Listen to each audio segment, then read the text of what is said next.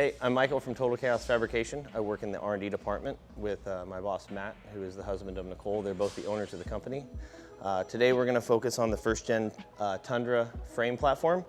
This is actually a Tacoma, but the Tundra and the Tacoma are very, very similar, so we'll use this for display purposes. It took us a while to release a lower arm for this truck. We didn't make a stock replacement lower until we did the uniball conversion. And the uniball conversion is this piece out here. I'll hold this one up here. This is the uniball conversion that replaces the factory ball joint. Factory ball joint on these are known to fail. The ball will come out of the socket because of the way that Toyota designed the suspension. The ball joint is always under tension and eventually it will pop out.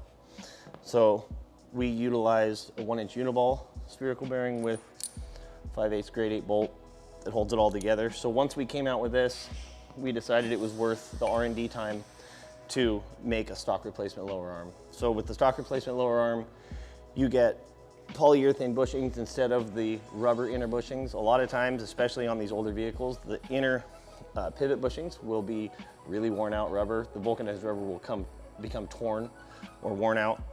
You obviously get a uniball conversion if you opt to go that way. You get a dual shock mount, and you get a sway bar mount for retention of your stock sway bar if you want to keep your sway bar. It's also worth mentioning that while the uniball conversion works well with the lower control arm, you do not have to have the lower uniball conversion to purchase the stock replacement lower control arm. The stock replacement arm also works with factory ball joints. So we made the lower control arm to pair with the Total Chaos upper control arm for the first gen Tundra and or first gen Tacoma. This is actually the longest running upper control arm with a uniball that we've made. I believe we made it in the early 2000s. We were the first ones to have a uniball upper control arm stock replacement option for these vehicles.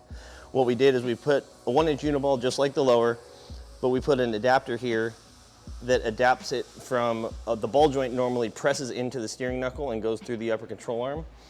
We have a press-in slug adapter that goes into the steering knuckle and bolts it all together with a 3/4 bolt. And also to pair with that is our spindle gusset. The spindle gusset's super important on these first gen models because the upper part here of the knuckle can tear open if you don't have a spindle gusset.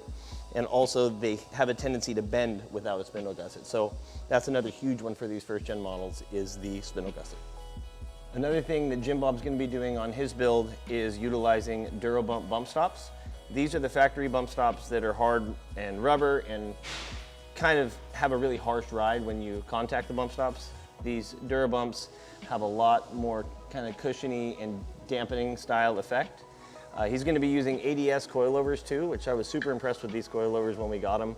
The adjusters are super nice, they have a reservoir. We were super impressed with the ADS coilovers. I also think in the long run, Jim Bob's plan is to do a bypass. So we do sell a secondary shock hoop for long travel and stock width applications for the Tundra and Tacoma. It bolts onto the top part of the coil bucket here and then welds onto the frame on the backside.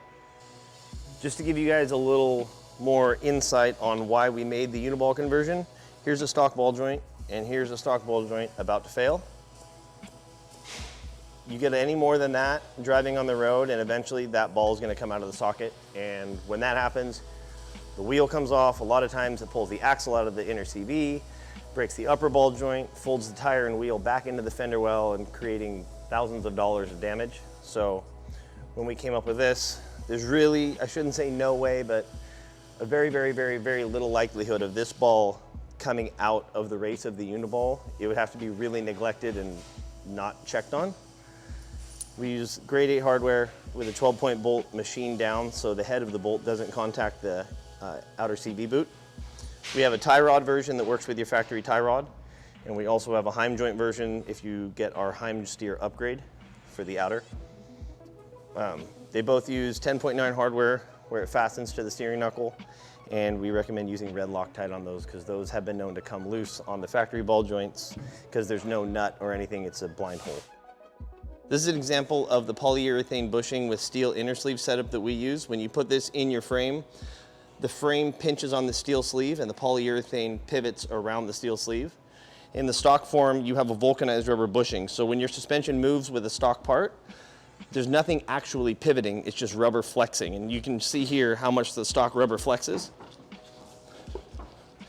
And that's why we use polyurethane, because it keeps all your parts in one tight location and lets them, you call it a free floating pivot, where it's actually pivoting around the sleeve instead of just flexing the rubber. Another thing I thought would be worth showing is one of our 1-inch PTFE lined uniballs. Kind of dissected here. This shows our misalignments and our tapered adapter and the ball and bolt going through. These are lined with PTFE, so they don't need a wet lubrication of any kind. If you lubricate them with some type of wet lubricant, it will attract more debris and kind of destroy the liner. Another thing specific to Total Chaos is we use a 1-inch uniball that is stainless steel outer race and stainless steel spherical bearing. And it also is specially machined width that is exactly to our spec, and they fit specifically in our cups. If you go and buy one from like a Jegs or somewhere aftermarket, there is a chance that an aftermarket one will not fit because they vary where ours are spec'd out to be a certain size.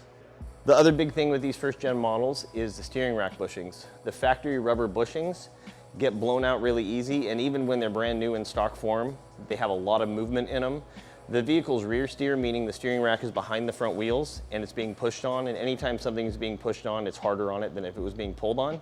So we replace them with these polyurethane units that comes with sleeves and the washer and everything you need to replace them on your factory rack. If you have any questions or you're interested in Toyota off-road suspension, feel free to reach out to us at info@chaosfab.com.